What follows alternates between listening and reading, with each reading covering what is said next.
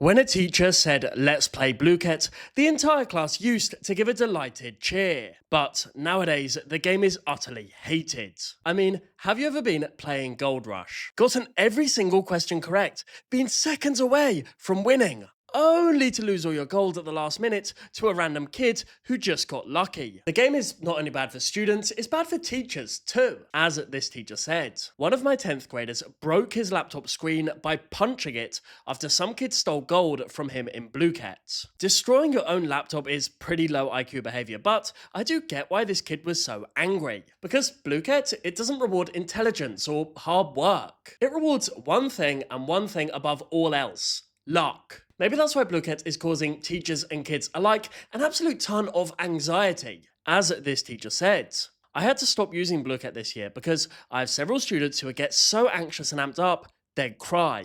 Yes, Blooket is bad for anxious kids, but it's even worse for autistic kids. The loud noises, the flashing lights, the sheer pressure. Hit that subscribe button for more deep dives into EdTech tools. Thank you. Back to the video. Blooket is a neurodivergent nightmare. More on this later. For now though, what exactly has ruined Blooket so much? Many educational platforms have been ruined by becoming too obsessed with money. The YouTuber Shrink, for example, pointed out how Prodigy is a shadow of its former self now that everything is behind a paywall. Blooket does indeed have a paid version, which allows you to earn more tokens over time. This allows you to buy more packs, which in turn enables you to get your own blooks, including the fabled legendaries. However, and this is important, the paid version of Blooket does not give you an unfair advantage when you're actually playing the game. Winning still comes down to knowing the answers and playing well, not paying for stronger abilities. The main problem with Blooket is its bad game design. We've touched already on the unbelievably unfair swap and steal element of Gold Rush, and this is actually heightened by the fact that the game encourages everyone to dogpile the person in first. However, I would argue that Crypto Hack is actually equally, if not more, annoying. Hack sounds like it's going to be clever, but the whole premise is basically mine crypto, then nick other people's crypto, which is a bit grim for an educational game. Some of the tasks, by the way, are literally press start and wait. So instead of revision, you're sat there watching a fake progress bar while the game carries on without you. Playing Crypto Hack also makes the room weirdly tense. Everyone's guarding a password and shouting about being hacked, which kills any chance of normal classroom chat. Smash that like button if you never want to play Crypto Hack ever again. And this bad game design is leading to actual violence in the classroom. As this teacher said, the students decided to focus more on hacking their friends in the crypto version, stealing candy in the Halloween version, and gagging up on others in the Battle Royale version. All was fine until I started having kids say things like, "If they steal my candy, or hack me, or take my gold, I'm gonna slap, or hit, or even kill them." Another teacher said, "My middle schoolers like Blooket, but a few of them hack the game to get more points. I have a few students who can't handle the competition and have literally smashed iPads when they get their gold stolen from them." Kids being, well, kids, are also finding other ways of being completely inappropriate while playing the game. Some of the nicknames that students used were much less offensive, if a bit silly. Ben Dover, Hugh Jass, Mike Hunt, Barry McKnockiner, Dixie Normus. Others, though, were just completely inappropriate. My edgelords often try to put a variation of the N-word as their name. I simply delete them and they can't participate. I've actually done some teaching English as a foreign language when I've been abroad, so I know that you can set students to have random names instead of letting them choose. I heartily recommend that other teachers start doing this, if only to avoid names like the ones I'm about to show you.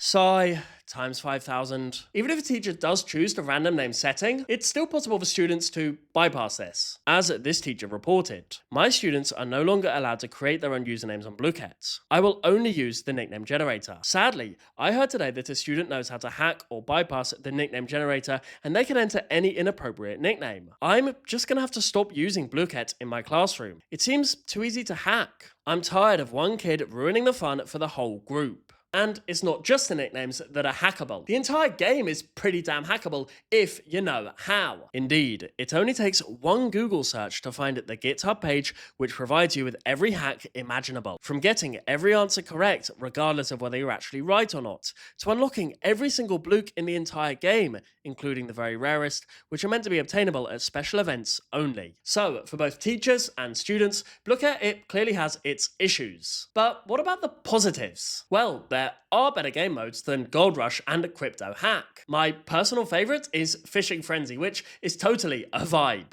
Fishing Frenzy feels really fair because every correct answer gives you the same shot of reeling in something valuable. So, it rewards knowing the content, without letting one person instantly run away with the game. The randomness in what you catch also keeps it from being just a pure speed contest, which helps more players stay competitive for longer. Compared to the more intense modes where one move can wreck your progress, the swings here feel lighter and more playful, so it stays chill. The whole rhythm is simple and satisfying. Answer a question, cast your line, collect your fish. So your brain, it never feels overloaded.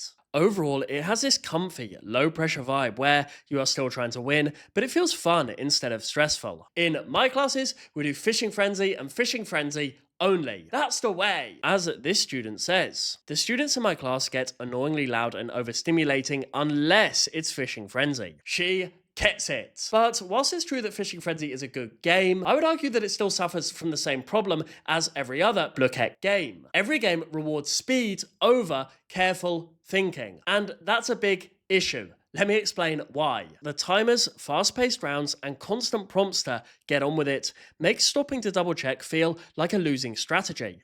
Add the gamey sound effects, points, and leaderboards, and you've basically created a pressure cooker where being quick looks like being clever.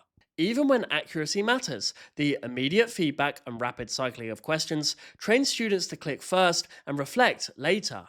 If a child hesitates for even a second, they can literally watch their position slip, so naturally a student will prioritize pace over understanding. Ultimately, every single game mode on Blooket is conditioning kids to treat learning like a race rather than what it's meant to be, which is a process. It's the brain rotification of the education system, as if kids nowadays need any more brain rots. Furthermore, we need to think about the impact that Blooket is having on neurodivergent kids. For me, personally, it's something I didn't consider enough when I used Blooket to help kids learn English. And I kind of feel bad for that. In a busy classroom, Blooket can be genuinely brutal for some autistic kids because it's not just a game to them, it's a flood of demands all at once. The screen is bright and jumpy, the sound effects are pinging off, and the room is full of noise, so it can feel like there's nowhere for their brain to rest. You've got the timer pushing them to answer faster than they comfortably can, which can turn thinking into panic. Like everyone can see that they're struggling, even if nobody's actually being unkind. On top of that,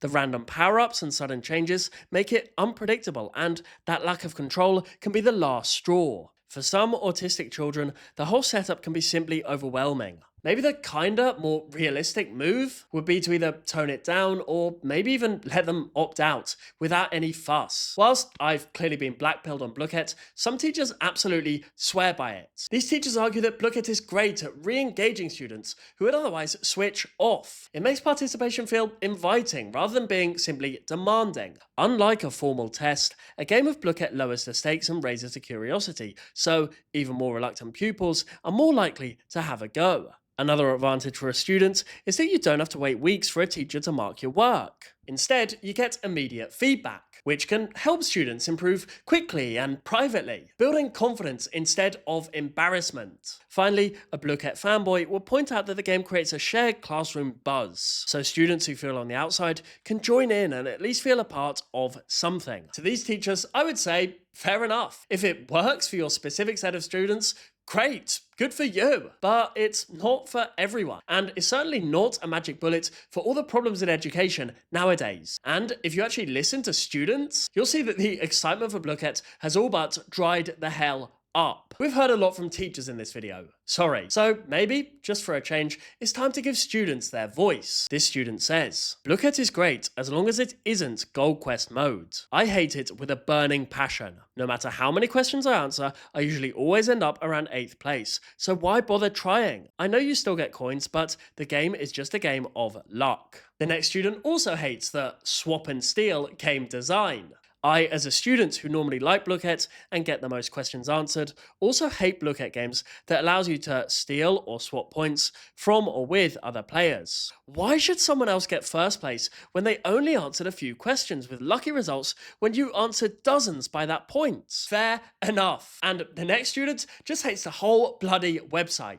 As a student, I hate Blooket. It rewards playing the game rather than knowing the material. I don't have a problem with playing a game. I like it, but if a teacher teacher is using it as a review, then it's useless. The luck element can also be annoying because if a teacher is giving the winner bonus points, then it's essentially just a luck of the draw. Good luck getting those points if you actually need them. You have a 1 in 25 chance, depending on the class size, of course. Before they dive into yet another game of Blooket, I think teachers need to think. Is this going to help the kids learn the material? Or is it just an easy way to kill 15 minutes that allow me to sit down and have a cup of tea? Only once you've answered that should the game of Blooket commence. And it should be Fishing Frenzy and Fishing Frenzy only. Seeing as I mentioned student voice, I want to now mention a current student called Shrink. Shrink, a fellow YouTuber, has been on a generational run with his edtech videos recently. Shrink, if you want to share your thoughts on the brokenness of Blooket, I think we'd all collectively love to hear it. And you, dear viewer,